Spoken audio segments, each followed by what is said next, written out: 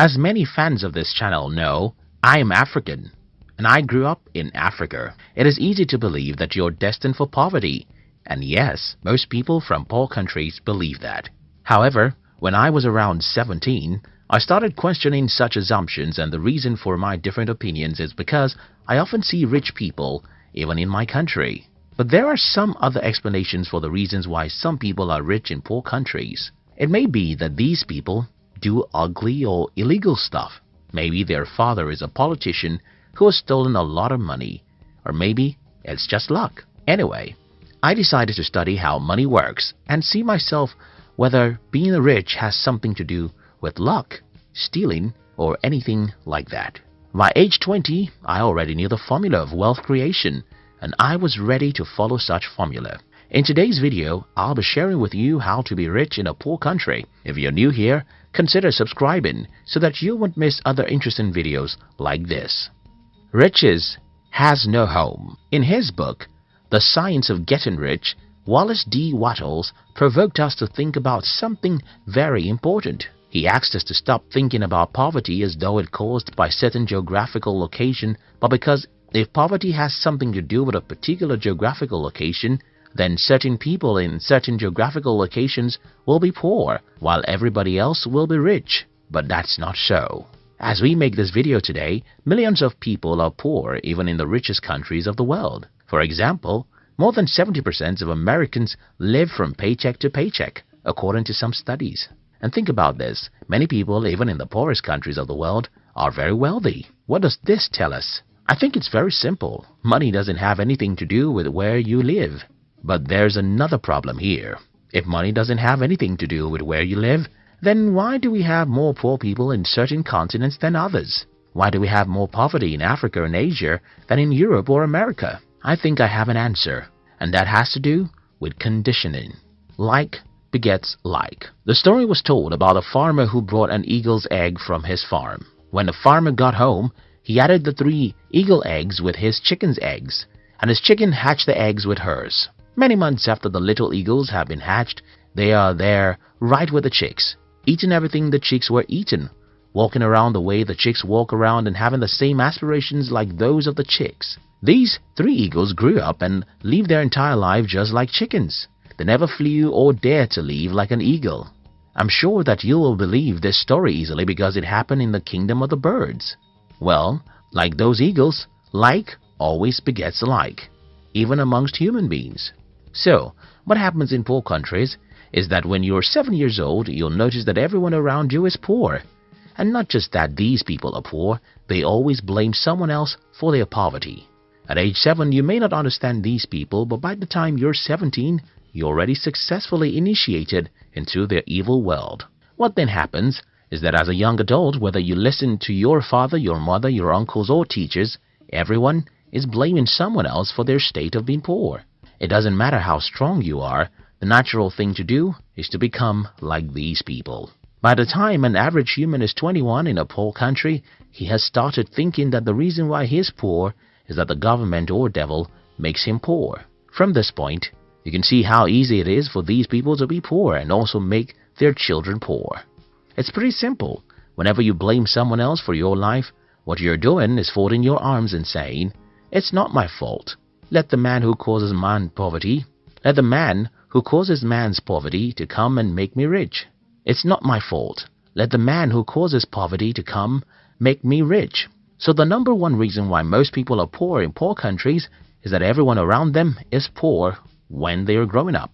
These people would not have become poor solely because everyone is poor. It's even worse because most poor people blame someone else for their poverty, and then they successfully teach their children to learn how to blame others for their lives.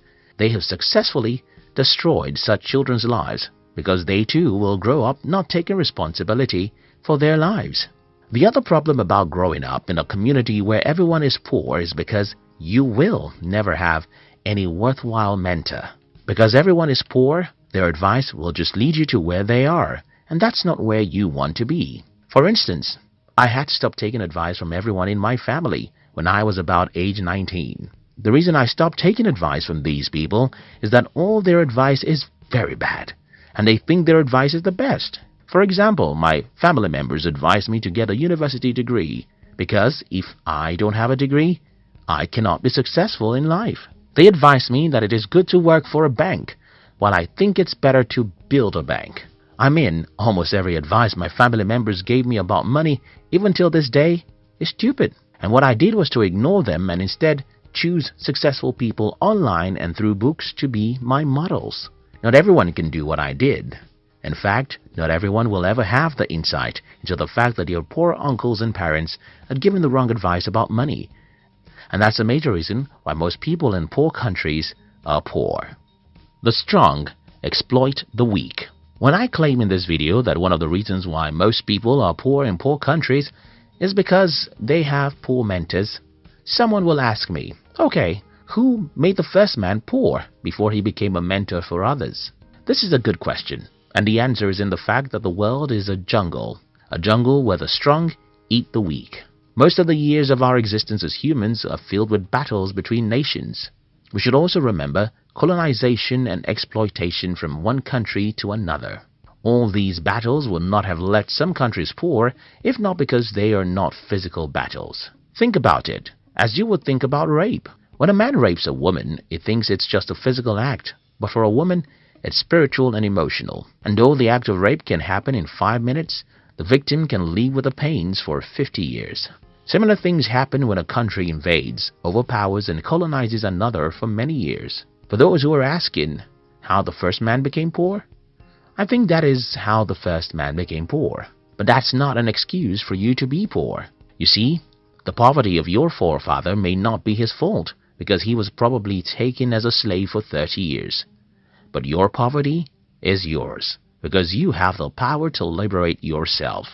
Country and personal prosperity. Another reason why many people are poor in poor countries is that most people seem not to understand that there are differences between national prosperity and personal prosperity. Because most people don't know that there's a difference between personal and national prosperity, many people in poor countries want to run to rich countries. Many Africans want to run to America. Many Indians thought they could migrate to Europe, and that's another problem. You see, running to a rich country won't guarantee your prosperity, because even in the country that you're running to, most people are still poor. Now that I've tried to pinpoint some of the reasons why most people are poor in poor countries, let me try and show you how to be rich in a poor country. 1. Disown every mentor you have. Well, I don't mean that you should legally get rid of everyone in your life. I simply mean that you should stop taking their advice or spending much time with them, except they are positive-minded. Growing up in Africa, the culture of my tribe requires that I listen to and follow the advice of everyone who is older than me. But at about the age of 19, I started revolting against the advice of my family members, especially their advice about money. When I was 21, it had become very obvious that I was a black sheep of the family. Until today, these people just don't have any advice I can follow about money. Don't get me wrong, I love my mother, father, uncles, and siblings.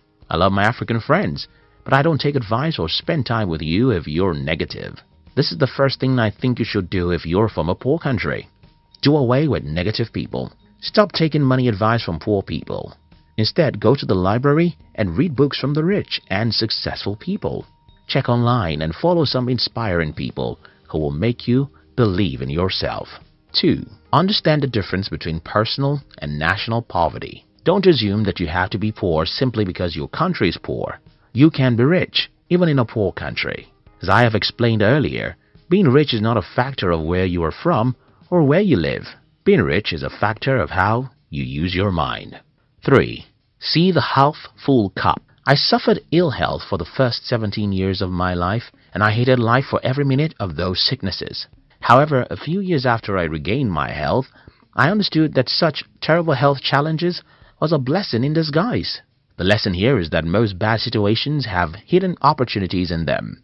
But human nature really takes time to look for opportunities in bad situations. If you live in a poor country, you have to learn how to see the cup of your country as half full, not half empty. You have to be positive and believe that there are opportunities for you somewhere in some corner. Only you can believe that and take proactive actions that will lead you there. In conclusion, everyone watching this video from Africa or Asia should sit down and rethink their path in life. We should stop being negative about what is possible for us. We should believe in ourselves and pursue really big dreams. We should understand that money is not a product of any geographical location, but the product of our mind. I hope this video helps someone. Thank you very much for watching our videos. I'd like to give you another interesting video for you to enjoy next. But before then, our team will be very happy if you can like this video and share it with your friends on social media. If you're new here, don't forget to subscribe, so you won't miss other interesting videos like this. Look at your screen now to see 2 other videos we handpicked for you to enjoy next. We love you.